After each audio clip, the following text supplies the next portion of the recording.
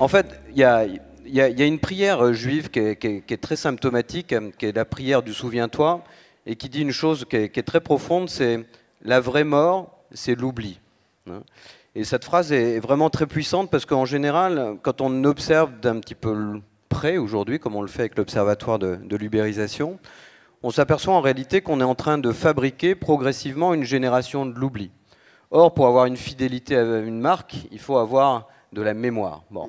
Et quand on commence à regarder le premier impact des vrais bébés du digital, c'est-à-dire ceux qui ont 5 ans, 6 ans, 8 ans, c'est-à-dire les premières études du cerveau, hein, qui sont vraiment des études scientifiques avérées, on s'aperçoit que tous ces enfants aujourd'hui qui sont les vôtres, qui sont les miens, développent des qualités très intéressantes, mais aussi des choses extrêmement perturbantes pour nous, en tout cas dans notre culture. En tout cas.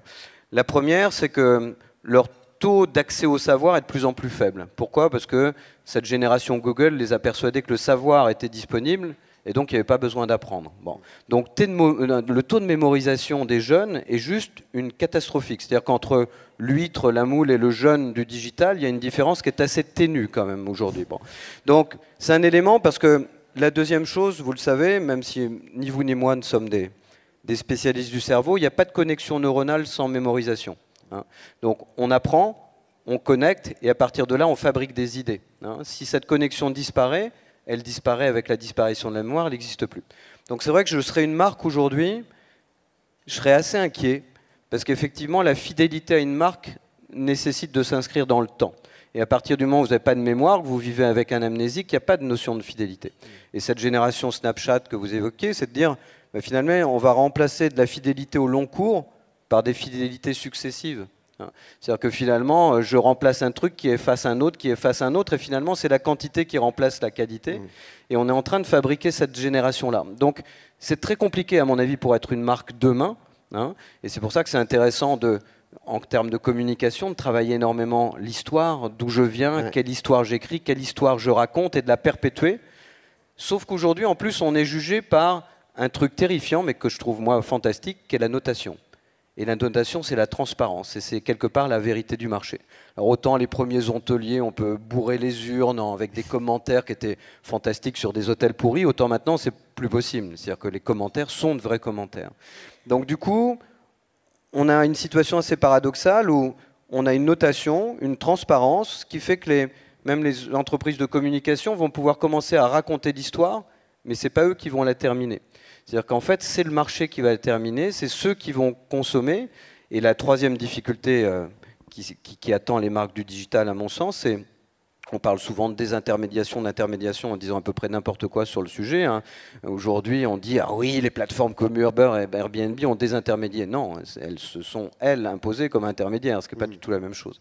Mais en tout cas, ce qui est vraiment intéressant, c'est que progressivement, ce marché est en train d'évoluer vers une intermédiation par recommandation. C'est-à-dire qu'avant, la communication et la marque racontaient un discours, inventaient un univers, proposaient de s'évaporer avec du parfum, etc. Mais tout à coup, là, les gens disent « Non, mais moi, je ne pense plus… » Et ça, c'est deux caractéristiques, et je finis par ça. Ce qu'on regarde bien quand on regarde vos clients, alors je ne sais pas si vous pensez la même chose, mais je parle plus du B2C que du B2B néanmoins, c'est ils ne pensent plus, ils se positionnent. Hein, donc ça veut dire qu'en fait, il y a un mâle dominant ou il y a une meute et grosso modo, il s'assimile à cette meute ou à ce mâle dominant. Et grosso modo, il se positionne par rapport à lui ou par rapport à elle. Ce qui fait que vous avez des stars qui aujourd'hui font 1,5 million, 2,5 millions de vues sur YouTube et c'est eux qui vont parler des marques. C'est eux qui vont parler des produits. Et finalement, on ne fait plus confiance en la marque, on fait confiance à celui qui s'est dit « Moi, je vous ressemble, et parce qu'on va se ressembler, vous allez me suivre et vous allez follower, liker tout ce que je vous propose. » Et puis la deuxième chose, c'est qu'effectivement, c'est une génération progressivement, mais même nous, hein, pas seulement les moins de 25 ans, qui a tendance non plus à agir, mais à réagir. Et en fait, il y a des stimuli en permanence, on reçoit des SMS, des WhatsApp, des trucs auxquels on est persuadé qu'il faut absolument qu'on réponde. D'ailleurs, regardez le nombre d'imbéciles qui se rendent dedans sur le trottoir parce qu'ils regardent maintenant leur téléphone en se disant « Je suis tellement important que si je ne réponds pas tout de suite, je suis mort. » Bon, et la planète arrête de tourner. Donc aujourd'hui, il y a plus de chocs frontaux dans la rue entre piétons qui regardent leur téléphone que sur le périphérique parisien. Donc voilà, je pense que ça va être très difficile pour les marques. Il va falloir comprendre comment trouver les bons intermédiaires pour communiquer à ses clients.